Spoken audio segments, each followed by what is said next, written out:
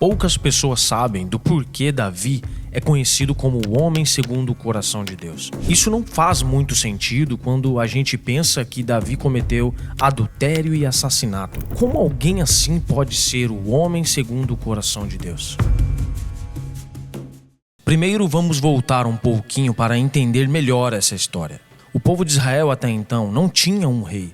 Eles eram governados por juízes. Mas um belo dia o povo pede a Samuel um rei. Samuel era um profeta muito respeitado e liderava a nação. Mas ele já estava ficando velho e seus filhos, que deveriam substituí-lo, não eram corretos como ele. Não eram dignos de confiança de liderar o povo. Além disso, o povo desejava ser como os outros povos, ter um rei para liderar as batalhas e a nação. E o povo disse a Samuel: "Você já está ficando velho e os seus filhos não seguem o seu exemplo. Por isso queremos que nos arranje um rei para nos governar, como acontece com outros países." Samuel não gostou do pedido deles, então orou a Deus o Senhor. E Deus disse a Samuel: "Atenda o pedido do povo. Não é só você que eles estão rejeitando. Eles rejeitaram a mim como rei." É isso mesmo. O povo estava, na verdade, rejeitando o reinado de Deus. Mas até então, ter um rei para governar o povo não era um problema para Deus. Ele já sabia que isso aconteceria desde antes do povo entrar na terra prometida. Então ele tinha planos para isso, como vemos em Deuteronômio. "Depois que vocês entrarem na terra que o Senhor, nosso Deus, está dando a vocês e tomarem posse dela, e depois tiverem morado lá algum tempo, vocês vão querer um rei para os governar, como os reis das nações vizinhas. O homem que escolherem para ser o rei deve ser indicado por Deus, o Senhor." Então o problema até aqui não era exatamente ter um rei, mas sim o que estava no coração do povo. O tempo que Deus havia determinado para a escolha de um rei ainda não havia chegado. E já havia uma promessa lá em Gênesis que o rei deveria vir da tribo de Judá. Vou explicar rapidamente a questão das tribos. Abraão gerou Isaque, que gerou Jacó. Jacó teve 12 filhos: Ruben, Simeão, Zebulon, Issacar, Dan, Gade, Asser, Naftali, Levi, José, Benjamim e Judá. Cada filho de Jacó é considerado uma tribo, ou seja, uma linhagem, com exceção de José, que não conta como tribo, pois no lugar dele entrou seus filhos Manassés e Efraim, que juntos formam uma tribo. Quando Jacó morre, ele abençoa seus filhos. Cada um recebe a bênção em uma palavra profética. E daí chegamos em Judá, que a bênção e a profecia sobre a tribo é que seriam uma linhagem de reis e que eles sempre governariam. O cetro não se apartará de Judá, nem o bastão de comando de seus descendentes. Ou seja, quando chegasse o tempo de um rei ser escolhido sobre Israel, esse rei deveria ser alguém da tribo de Judá. Essa promessa de Deus está ligada ao rei eterno que viria. Esse mesmo que você pensou, Jesus. Ele deveria vir da tribo de Judá, uma linhagem de rei, como o versículo continua. "Até que venha aquele a quem ele pertence, e a ele as nações obedecerão." E no versículo anterior, ele faz uma referência entre Judá e o leão, justamente como Jesus é conhecido, como o leão da tribo de Judá. Voltando para a história, agora vamos falar um pouco sobre as duas escolhas de rei, Saul e depois Davi. Olha o que a Bíblia diz sobre Saul. "Não havia ninguém mais bonito do que ele entre todos os israelitas. Além disso, era mais alto do que todos. Quando estava no meio do povo, ele aparecia dos ombros para cima. E é esse quem Deus escolhe. Deus manda Samuel ungir Saul. E quando Samuel viu a Saul, o Senhor disse: Eis aqui o homem de quem eu te falei. Este dominará sobre o meu povo." É isso mesmo que você ouviu. Deus é quem manda Samuel ungir Saul. Ou seja, Deus é quem aparentemente escolhe Saul. E exatamente por essas características. Saul é um homem certo para todo mundo. Ele era a melhor opção. Todos queriam ele. Grave bem essa informação sobre Saul. Ele era bonito, e se destacava no meio do povo. Aparentemente, era Deus quem estava escolhendo Saul, e tudo caminhava muito bem. Mas tem alguns detalhes que não se encaixam muito bem. Saul era da tribo de Benjamim. Saul respondeu: eu sou da tribo de Benjamim, a menor de Israel, e a minha família é a menos importante da tribo.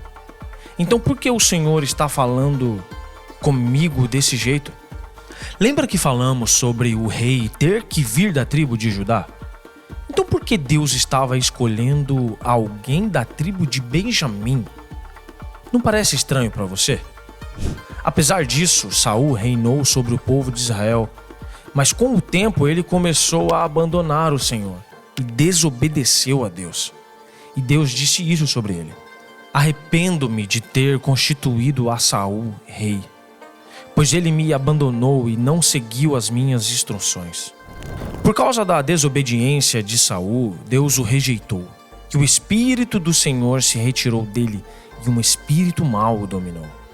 O Espírito do Senhor se retirou de Saul, e um espírito maligno vindo da parte do Senhor o atormentava.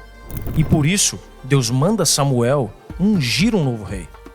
Deus disse a Samuel: até quando você irá se entristecer por causa de Saul?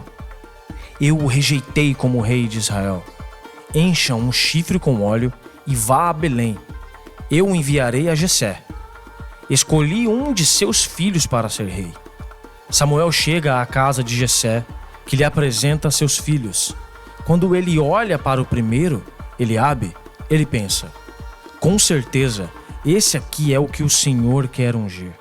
E Deus diz a Samuel: não se impressione com a sua aparência, nem com a altura deste homem. Eu o rejeitei porque não julgo como as pessoas julgam. Elas julgam com a aparência, mas eu vejo o coração. Quando a Bíblia se refere às qualidades e características de Saul, sempre era enfatizado a sua beleza e altura. Por que agora isso parece não importar? Bom, depois de Jessé apresentar seus 7 filhos e Deus dizer que não deveria ser nenhum deles, Jessé manda chamar Davi, seu filho caçula que cuidava das ovelhas. E Deus o escolhe como rei. Então Jessé mandou chamá-lo e ele veio. Ele era ruivo, de belos olhos e de boa aparência. Então o Senhor disse a Samuel: é este, levante-se e unja-o. Agora uma informação importante. Adivinha só a qual tribo Davi pertencia? Se você disse Judá, você acertou. Exatamente como Deus havia planejado desde o princípio. Davi reinou sobre Israel e foi um excelente rei. Ele tinha um coração que agradava a Deus. E Deus disse isso aqui sobre ele: achei a Davi, filho de Jessé, homem segundo o meu coração, que fará toda a minha vontade. O cara até parece perfeito, né? Mas não é. Davi pecou. Ele adulterou tomando Batseba como a sua mulher. E para completar, ainda assassinou o marido dela, Urias. Como um cara que fez isso pode ser chamado de o homem segundo o coração de Deus? Parece não fazer sentido, né?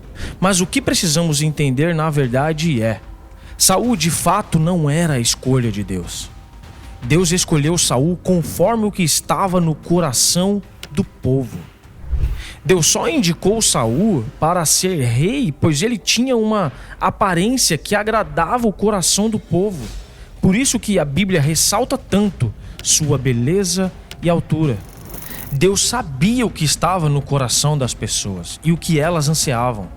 Então Deus dá ao povo exatamente o que eles desejavam. Saul seria inevitavelmente a escolha do povo, porque Saul tinha tudo o que as pessoas gostavam: aparência. Então, apesar de parecer que foi Deus que escolheu Saul, na verdade ele só revelou a escolha do povo e o que eles idealizavam. Quando a Bíblia diz que Davi era o homem segundo o coração de Deus, ela não quer dizer que Davi era perfeito, pois Deus já sabia que ele também pecaria. O que a Bíblia realmente quer dizer é que Davi foi a escolha segundo o coração de Deus. Ou seja, a escolha correta de rei. Um homem de coração puro e da tribo de Judá. A Bíblia também diz que Davi tinha uma boa aparência. Mas a escolha de Deus não foi baseada nela, mas sim no próprio coração do Senhor e no propósito perfeito que Deus tinha para a nação.